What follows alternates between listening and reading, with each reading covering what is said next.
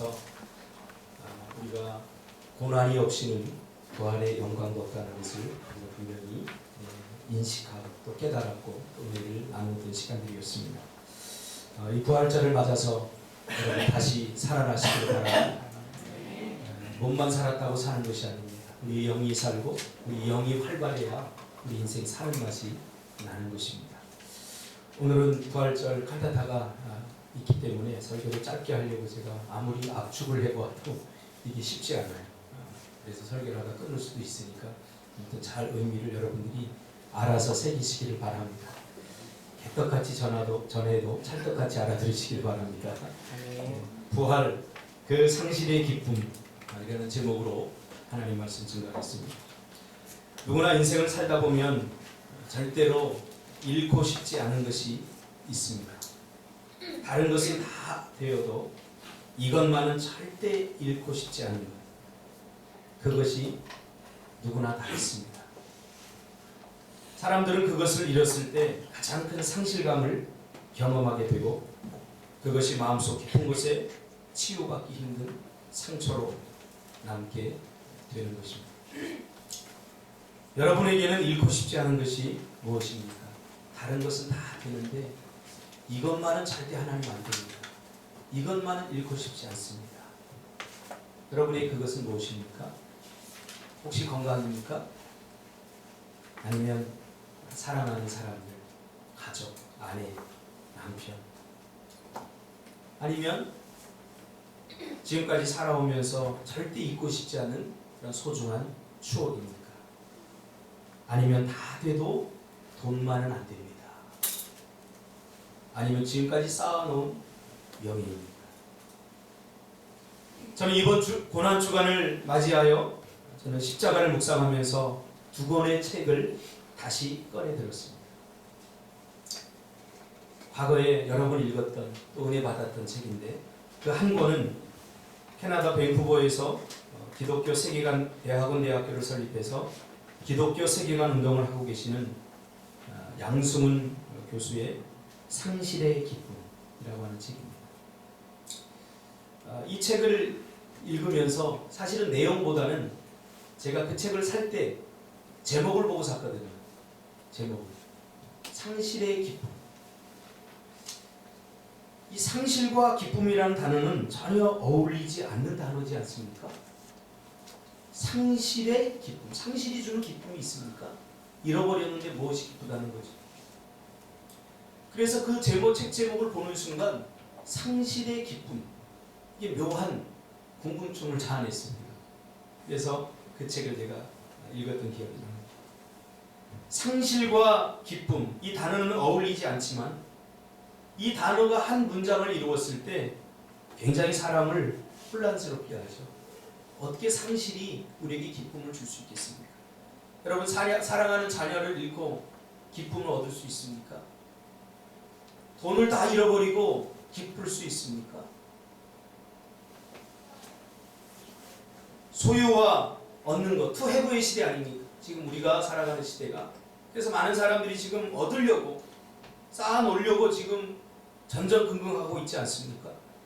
그 채워짐을 보면서 우리는 적당히 기뻐하지 않습니까? 채워짐이 기쁨이라고 믿는 시대에 상실의 기쁨은 전혀 어울리지 않는 표현입니다.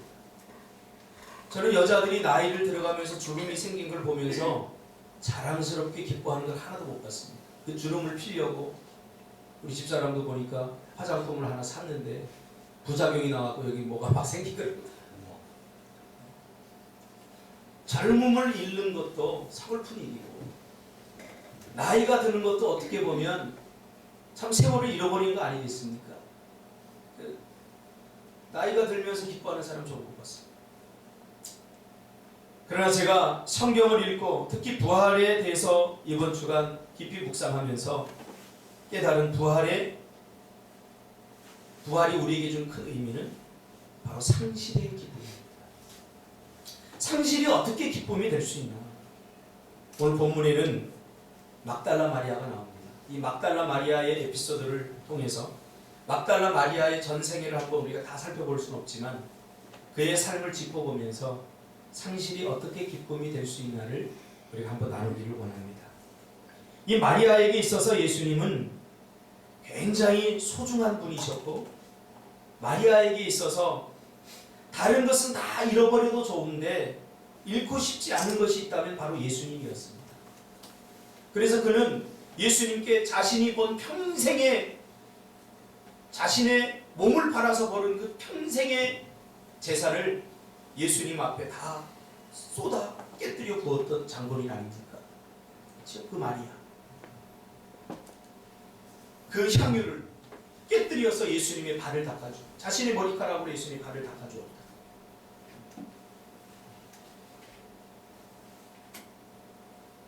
마리아에게 있어서 예수님은 그렇게 소중한 분이었죠. 다른 것은 다 잃어버려도 예수님만은 안 됩니다. 그렇게 생각했습니다. 그도 그럴 만한 이유가 다 있습니다. 예수님은 세상에 단 한 번도 사랑받아본 경험이 없는 마리아를 무조건적으로 사랑해 주시고 이뻐해 주셨거든요. 이것이 바로 은혜입니다. 그래서 내가 누군가에게 이 은혜를 베풀면 한 사람이 살아나게 됩니다. 할렐루야. 내가 이 사랑을, 값없는 사랑을 자녀에게 베풀면 자녀가 살아나는 줄 믿습니다. 내가 이 사랑을 우리 남편에게, 우리 아내에게, 우리 주위 사람들에게 베풀면 이 마리아처럼 자신의 전부를 깨어서 드려도 부족함이 없는 한 사람의 인생을 바꾸는 기적의 역사가 일어나는 줄 믿습니다. 이 막달라 마리아는, 어떤 사람은 장난으로 그래요. 막달라 마리아처럼 기도해야 된다. 막달라 마리아처럼 기도해야 된다. 그런 의미가 아니라 이 막달라 마리아는 막달라라고 하는 동네, 지명 이름입니다. 막달라라고 하는 동네에 살았던 마리아다. 왜냐하면 우리나라 옛날에 이름 보면 순이 철이 있었잖아요. 그럼 저도 어릴 적에 뭐 영자도 있었고, 그러면 영자일, 명자이 이렇게 해서 불렀잖아요. 그렇듯이 이 고대 근동 아시아, 그 팔레스타인에는 마리아라고 하는 이름과 예수라고 하는 이름이 우리나라 영수, 뭐 철수 이건 굉장히 흔한 이름이에요. 그래서 지명으로다가 구분할 수밖에 없었지. 그러니까 마리아가 많기 때문에 저 마리아는 막달라에 살던 마리아야. 바로 그런 의미가 있는 것입니다. 이 막달라 마리아는 참 기구한 운명의 사람입니다. 어떤 이유에서인지 알 수 없지만 그는 남자에게 몸을 팔고 살 수밖에 없는 그런 비극적인 운명을 가지고 자신의 몸을 팔아서 가족을 챙기고 또 자신의 몸을 팔아서 살 수밖에 없는 그런 처지였습니다. 그러다 보니 얼마나 많은 사람들에게 시달리고 멸시당하고 무시당하고 인격적으로 고통을 당했겠습니까? 제 동역자 중에 예전에 그 청량리에서 창녀들 사역을 하는 그 전도사님, 제가 전도사 때 그 친구가 한 명 있었는데 매일 이분들이 와서 그 은혜를 받는 거예요. 은혜를 받고는 다시 또 삶에 터져 들어가서 몸을 팔고 주일 되면 다시 와서 은혜. 근데 하루는 저한테 고민을 털어놓는 거예요. 자기가 그 창녀촌에 들어갈 때는 이분들이 은혜 받고 이곳을 떠나는 것이 자기의 사역의 목적으로 삼고 왔는데 오히려 더 많은 사람들이 늘어나니까 이게 부흥으로 봐야 되는지 이거 사역을 어떻게 해야 되는지 참 힘들겠다. 그러면서 하는 얘기가 그들을 상담해 보니까 거의 100%가 전부 다 마음의 깊은 상처와 정신병 하나쯤은 다 갖고 있더라. 그런 이야기라. 왜 그렇게 됐습니까?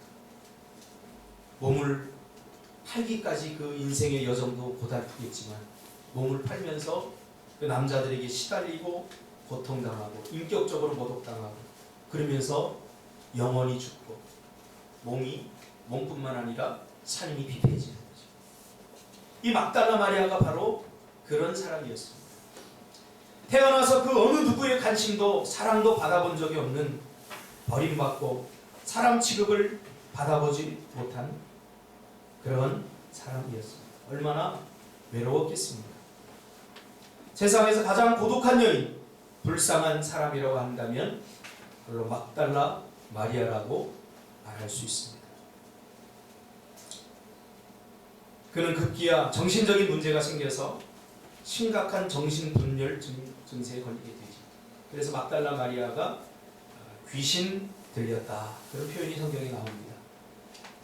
과거에는 이 정신병이 분명하게 구분되지 않았기 때문에 귀신 들렸다라는 표현을 썼습니다. 정신적인 문제가 오면 저 사람은 악한 영이 들어서 귀신이 들렸다. 오늘날에는 뭐 귀신 들린 것도 있지만 정신적인 문제도 분명히 있기 때문에 이게 구분이 되는데, 과거에는 저 사람이 정신적인 분열 증세가 일어나면 그 사람은 귀신 들렸다, 이렇게 표현했죠. 한 번도 사랑받아보지 못한 사람이, 사람 취급받아보지 못한 사람이 이 정신병에 걸리는 것은 당연한 일입니다. 아무도 관심을 가져주지 않았습니다. 그렇게 비참하게 살다가 죽을 수밖에 없는 여인이었는데, 어느 날 예수님께서 이 여인을 찾아오셔서 그에게 관심을 보이고 단 한 번도 받아보지 못한 위대한 사랑을 가지고 그를 품어주고 그를 사랑해주고 그의 질병을 고쳐주게 되죠. 이것이 그의 인생의 놀라운 기적과 변화를 예고합니다. 이것이 그의 인생을 변화시키고 완전히 바꿔버렸습니다. 제가 청소년 사역을 하면서 많은 문제를 일으키는 아이들을 만났습니다. 온갖 제가 여러 가지 스킬들과 방법들을 가지고 그들을 접근하고 그들을 회복시키려고 했지만 절대 회복이 안 됐어요. 나중에 제가 깨달은 게 있는데, 무조건 사랑해줘요. 무조건 사랑해줘요. 논리에 맞지 않는 말을 해도 그래 끄덕여줘. 가서 사고를 치고 아이들을 때리고 그래도 너 왜 그랬어 하고 꾸짖지 않고, 얼마나 힘들었으면 그 아이에게 폭력을 시켰느냐, 그러면서 오히려 끌어안고 위로해주고. 그러니까 변해되더라고요. 참 신기해요. 오름을 가지고 그를 지적하고 그를 향해서 그렇게 하면 안 된다고 때리기도 하고. 제가 배세강 집사를 때려서 변화시켰다고 생각했는데, 요즘도 가만히 보면 변화 안 된 걸 보면서 이젠 사랑해줘야 되겠구나 그 생각이. 제가 배세강 집사가 저를 속인 거예요. 오름 갖고는 절대 변하지 않습니다. 단 한 번도 사랑받아보지 못한 그 여인을 향해서 예수님의 무한한 사랑을 쏟아부은 것입니다. 그것이 한 여인을 변화시킨 거죠. 그 이후에 막달라 마리아는 예수님이 있는 곳이면 어디든지 달려갔어요. 그러니까 막달라 마리아는 성경에는 제자라고 표현되어 있지 않지만 무명의 제자입니다.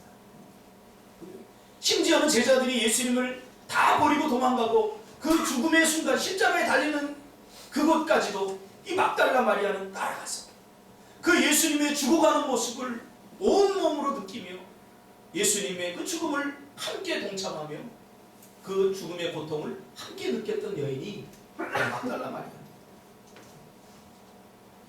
막달라 마리아는 예수님만을 잃어버리고 싶지 않았지만 예수님을 잃어버린 그 상실감이 얼마나 컸겠습니까?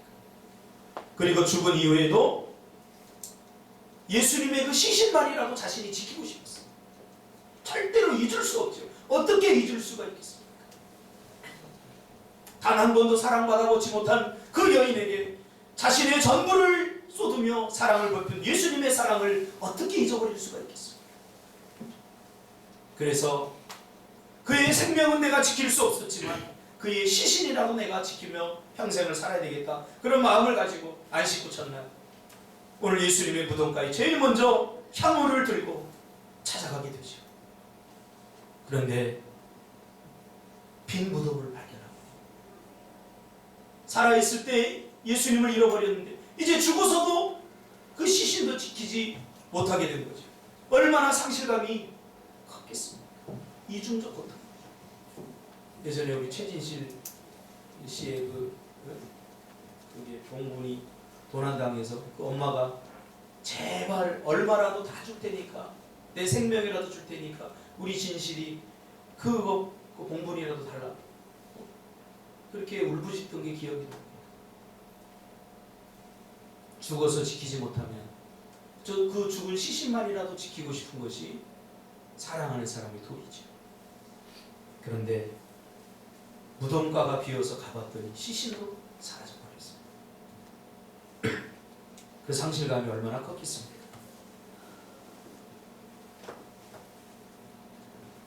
그러나 주님은 그에게 말씀하지, 어떻게 산자를 무덤에서 찾느냐.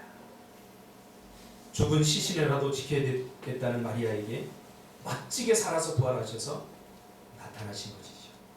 마리아는 비로소 깨닫죠. 죽어야 살게 된다. 잃어야 얻게 된다. 이게 2016년도 우리 교회와 저와 여러분에게 주는 부활 메시지입니다. 죽어야 살게 된다. 또 하나의 책을 읽었습니다. 또 하나는 현 연변과기대 부총장을 지내시고 계시는 정진호 교수님의 루카스 이야기입니다. 제가 이렇게 가져왔습니다. 이걸 제가 요약해서 여러분에게 말씀드리기에는 너무나 감동적이어서 제가 읽어드리려고 갖고 왔습니다. 여기에 보면 이 정진호 교수님이 사역을 하다가 세계관 사역하고 있지 않습니까? 사역을 하다가 너무 힘들고 또 번아웃이 돼서 뭔가 새로운 그 영적 보충이 필요해서 혼란스럽게 살아가던 중에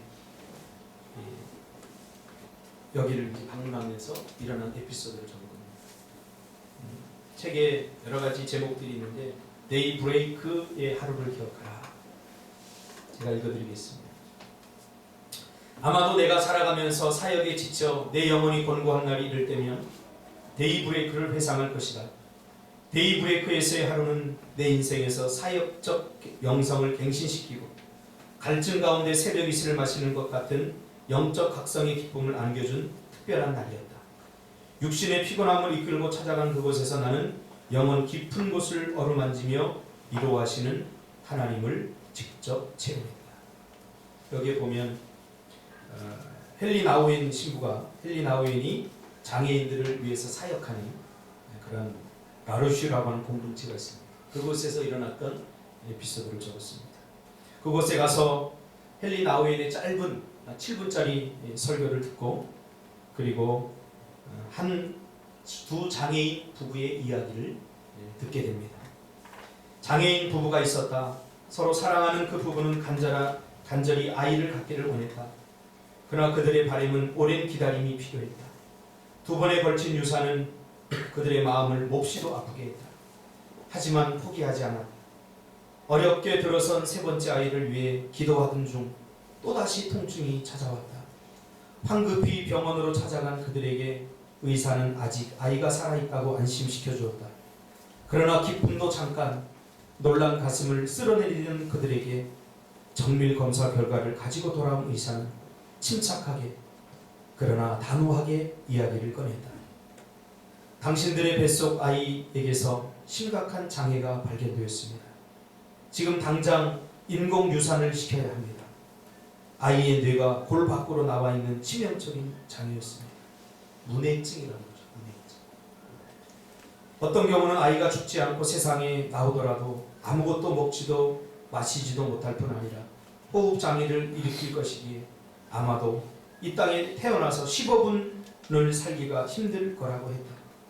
청천벽력과 같은 말을 들은 두 장애인 부부는 순간 아연실색하며 어찌할 바를 몰랐다. 얼마나 기다리던 아이인가.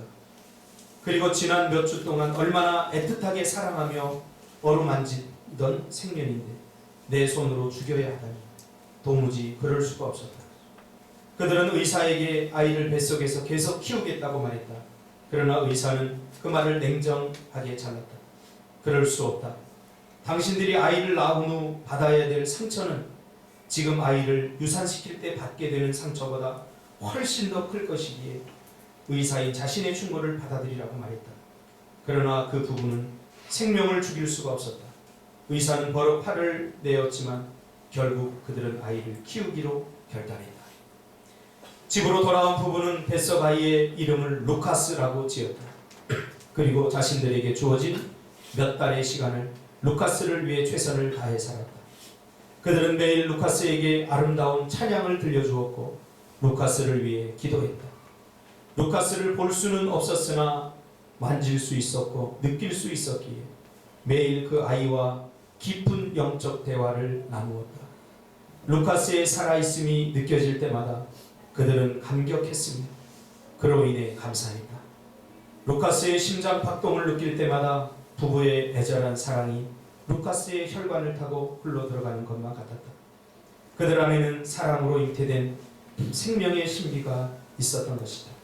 마침내 출산의 날이 다가왔다. 긴장과 두려움 속에서 그러나 감격 가운데 아이를 받았을 때 부부는 세상에서 가장 아름다운 자기 아들의 얼굴을 볼 수 있었다. 어쩌면 그렇게 아름답고 사랑스러울 수 있을까? 그러나 아이의 머리 뒤에는 뇌가 빠져나온 주머니가 달려 있었다. 의사의 충고에 따라 부부는 루카스를 최대한 밀착하여 안아주었다. 부모의 피부 접촉이 아이의 생명을 조금이나마 연장시킬 수 있을지 모른다는 생각에서였다. 루카스가 부모의 사랑을 조금이라도 더 느낄 수 있도록 그 어린 핏덩이를 배 위에 올려놓고 보물처럼 껴안아 주었다. 따뜻한 온기가 느껴졌다. 루카스는 힘겹게 숨을 몰아쉬면서도 평온하게 잠든 것처럼 보였다. 주어진 15분의 시간이 지났다. 그러나 30분이 지나고 1시간이 지나도록 루카스는 여전히 가뿐심을 몰아쉬며 살아있었다. 2시간, 3시간이 지나자 의사는 더 이상 병원에서 할 일이 없으니 집으로 데려가라고 했다. 루카스를 집으로 데려온 부부는 그날부터 루카스에게 해줄 수 있는 모든 것을 해주기 시작했다. 사랑하는 자식을 위해 부모가 평생 동안 할 수 있는 모든 일들을 모아놓은 것 같은 나날이었다. 루카스를 위해 서둘러 세례를 받게 했으며 그를 위해 기도하고 조심스럽게 닦아주고 매일 선물을 안겨주었다. 공동체의 식구들을 불러 날마다 작은 파티를 열었다. 모든 사람들이 루카스를 보고 기뻐하며 사랑의 말을 던졌고 서로 위로하며 또 위로를 받았다. 그렇게 아름다운 날들이 지나간 후 마침내 루카스의 마지막 시간이 다가왔다. 루카스는 그렇게 17일을 사랑했다. 부부는 사랑하는 아들 루카스의 임종을 아프게 그러나 담담하게 지켜보았다. 루카스를 떠나보내던 날 데이브레이크 예배당에서는 사랑하는 공동체 식구들과 함께하는 루카스의 장례 예배가 조촐하게 진행되었다. 단 위에 놓인 작디 작은 관 안에 루카스의 어여쁜 시신이 들어있었다. 모두가 그의 죽음을 애도하고 또 슬퍼했다. 예식이 끝나고 루카스에게 작별을 고해야 하는 시간이 다가왔다. 앞으로 걸어 나와 관 앞에 선 루카스의 부모가 잠시 침묵을 깨고 입을 열었다.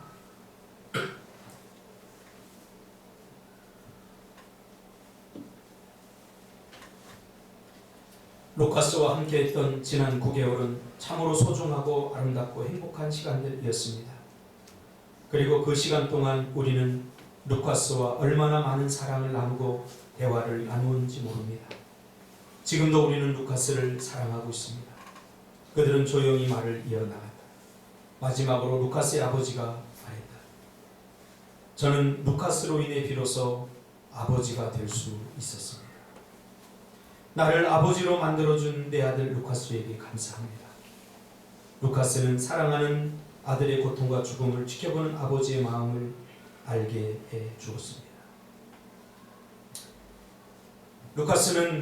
루카스 이야기는 이렇게 끝을 맺었다. 루카스 이야기를 들은 우리 일행 중 어떤 이들은 감동을 받아 울기 시작했고 어떤 이는 깊은 묵상에 잠겼으며 어떤 이는 아버지의 품속에 안긴 아이처럼 깊은 잠에 빠지더라. 나는 휘몰아치는 감동 때문에 도무지 그 자리에 있을 수가 없었다. 테라스의 문을 열고 나서니 예배당 앞에 아름다운 연못과 눈부신 햇살이 온몸을 따뜻하게 감쌌다. 나는 예배당을 둘러싼 숲속 오솔길을 걸으며 루카스를 생각했다. 17일의 인생을 살다 간 아이 루카스. 내 걸음은 신비한 사랑을 막 체험한 사람 마냥 연못 주변을 두둥실 떠가고 있었다. 그때 어떤 잔잔한 음성이 내 귀에 바로 네가 루카스다. 바로 네가 루카스다. 내가 70년을 사는 것과 17일을 사는 것이 어떤 차이가 있을까?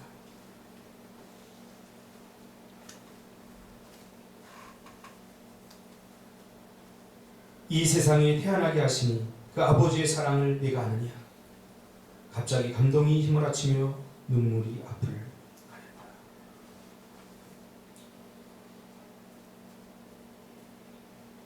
우리는 더 많이 살기 위해서 발버둥을 치지만 루카스의 17일의 삶이 두 부부에게 준 기쁨과 감동, 그것만큼 우리는 우리 주변 사람들에게 기쁨과 감동을 주고 있는 거지.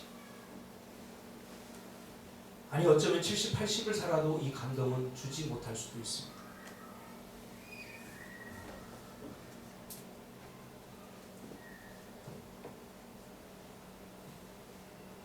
하나님은 가장 중요한 것을, 우리에게 소중한 것을 주기 위해서 자신의 가장 소중한 것을 잃어버리게 됩니다. 신앙은 거래가 아닙니다. 하나님 나 이만큼 헌신할 테니 이렇게 복을 주십시오. 거래하는 게 아닙니다. 신앙은 그저 자신의 것을 다 잃어버리도록 내어주고 그 대가를 요구하지 않는 것이 참된 신앙이고 믿음입니다. 오늘 루카스와 그 두 부부는 우리에게 그것을 보여주고 있죠. 이것이 바로 우리를 사랑한 하나님의 사랑입니다. 하나님은 이미 알고 계셨던 것이죠. 내 가장 사랑하는 너희를 위해서 나의 가장 소중한 것을 잃어버리지 않으면 너희를 구원할 수 없다는 것을. 어릴 적 제가 살았던 시골에 제 기억으로는 어릴 적에 이렇게 도마뱀을 가지고 놀았던 것 같아요. 도마뱀을 잡으면, 꼬리를 잡으면 도마뱀이 꼬리를 딱 띄고 도망갑니다. 어릴 적에는 그게 그렇게 신기해서 도마뱀 꼬리 많이 띄기 놀이 이런 것도 했습니다. 도마뱀을 꼬리를 잡으면 도마뱀 꼬리가 떨어져도 살아서 도망가는 걸 보면서 신기했어요. 근데 나중에 회개 많이 했습니다. 왜냐하면 도마뱀이 꼬리를 띄는 것은 자신의 몸을 잘라내는 고통을 온몸으로 느끼면서 도망간다는 거죠. 여러분 생각해 보세요. 팔이 잘려도 안 아픈 사람이 어디 있겠습니까? 마음에 상처받지 않고 고통스럽지 않은 사람이 어디 있겠습니까? 그러나 우리는 날마다 입으려면 상처를 쏟아내고 다른 사람의 마음에 고통을 주고, 그래도 괜찮겠지. 야, 그 정도 갖고 삐지니? 자신의 꼬리를 잘라내는 거죠. 우리는 살기 위해서. 이 부활절을 맞으면서 주님이 왜 죽으셨는가? 하나님이 왜 자기의 가장 소중한 것을 값없이 우리에게 주셨는가? 우리를 살려내기 위해서. 그러므로 한 사람을 살려내기 위해서는 우리의 가장 소중한 것을 잃어버려야 됩니다. 그렇지 않고 불가합니다. 하나님의 은혜를 경험하기 위해서는 우리가 그토록 아끼는 시간을 잃어버려야 됩니다. 누군가를 구원하기 위해서는 나의 생명을 조금 더 귀한 것으로 여기지 아니하고 가야 합니다. 어제 맹각교 선교사님하고 통화를 했어요. 우리 조투수 형제가 적응하지 못하고 회사를 옮겨야 된다고 하니까 너무 가슴 아팠어요. 본인의 그 문제를 갖고 저에게 그렇게 간절하게 요청한 적은 없었습니다. 그 미얀마에 가서 수년 동안 사역하면서 자기의 생명을 들여서 키운 저 제자가 어려움을 당한다고 하니까 저에게 간절한 부탁을 합니다. 목사님 힘들더라도 조투수 좋은 자리 좀 찾아봐 주세요. 번거롭다. 이제 그 선교사님이 제가 젊을 때 20대 때 만났는데 희끗희끗 휘어져. 나이도 어느 정도 들어서 잘 잊어버린다. 평생을 저들을 위해서 다 쏟아버려요.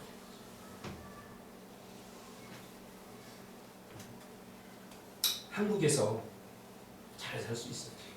아내가 약사였고 의대를 나와서 의료기술 전공을 해서 괜찮은 그들이 연봉을 받고 회사 다닐 수 있어.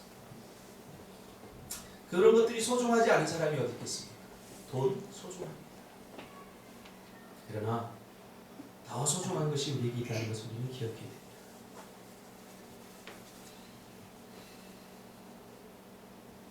우리가 자꾸 머리를 써서 효율성을 따지고 하는 것은 절대 신앙이 아닙니다. 야곱은 40년 만에 그게 깨졌죠. 야곱의 건설. 정말 얻고 싶은 것을 잃게 됩니다. 효율성을 따지고.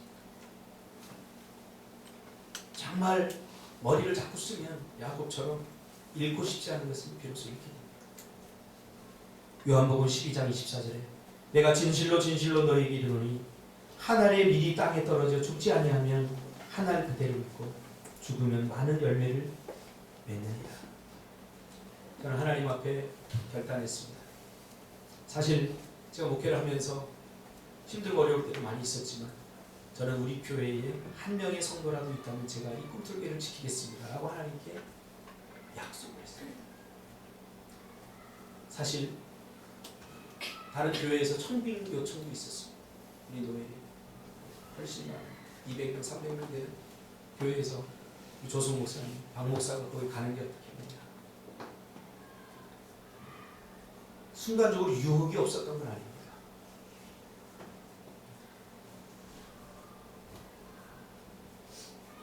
그러나 어떻게 갑니까? 그때 우리 청년들만 있었어요. 저를 믿고 또 교회를 사랑하고 저렇게 헌신해주는 청년들이 있는데 내가 어떻게 조성 목사님 다 데리고 와요.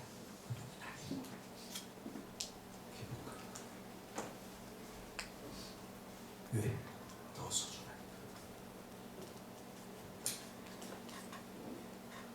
에콰도르의 아쿠아족에게 복음을 전하러 갔다가 복음을 전하지도 못하고 죽은 짐 엘리엇을 여러분 다 기억할 것입니다. 29세의 짧은 나이에 사랑하는 아내와 그 2살짜리 어린 자녀를 두고 복음도 전해보지 못하고 식인종들에게 순교당했습니다. 순교당하고 타임즈나 라이프지에서 와로했습니다. 이 얼마나 낭비냐 라고 대보를 할 때 그의 아내는 그렇게 얘기했죠. 이게 어떻게 낭비입니까? 순교는 그 생명을 가장 빛날 때 하나님께 자신의 생명을 드리는 것은 짐 엘리엇 나의 남편의 평생의 꿈이었습니다. 그러면서 그가 휘튼 대학 2학년 때 19살 때 그의 일기장에 기록한 말씀이 거기에 기록되어 있습니다. He is no fool who gives what he cannot keep to gain, what he cannot lose. 영원한 것을 위하여 영원하지 않는 것을 버리는 것은 결코 어리석은 일이 아니다. 영원한 것을 얻으려면 영원하지 않은 것을 내려놔야 합니다. 가치 있는 것을 얻으려면 가치 없는 것을 내려놔야 합니다. 내려놓아야 얻게 됩니다. 그리스도인은 죽음으로 끝나는 것이 아니라 죽으면 살아나는 것을 믿는 사람들이죠. 예수님이 온몸으로 자신을 쪼개어 드리면서 자신을 제물로 바쳐 드리면서 우리에게 보여준 것이 무엇입니까? 자신의 희생을 딛고 일어서라는 거죠. 자신의 죽음, 그 쪼개어 드린 그 몸을 딛고 너희 행복해지라는 거죠. 그럼 우리 마냥 행복하면 됩니까? 아닙니다. 주님 마지막 남긴 말이 뭡니까? 너희도 이웃에게 이같이 하라. 우리도 누군가에게 자신을 쪼개어 드리고 그를 살리고 또 그를 회복시키는 일에 부활의 소망 일평생을 살아가는 여러분들이 되시기를 주님의 이름으로 축복합니다. 우리 계속해서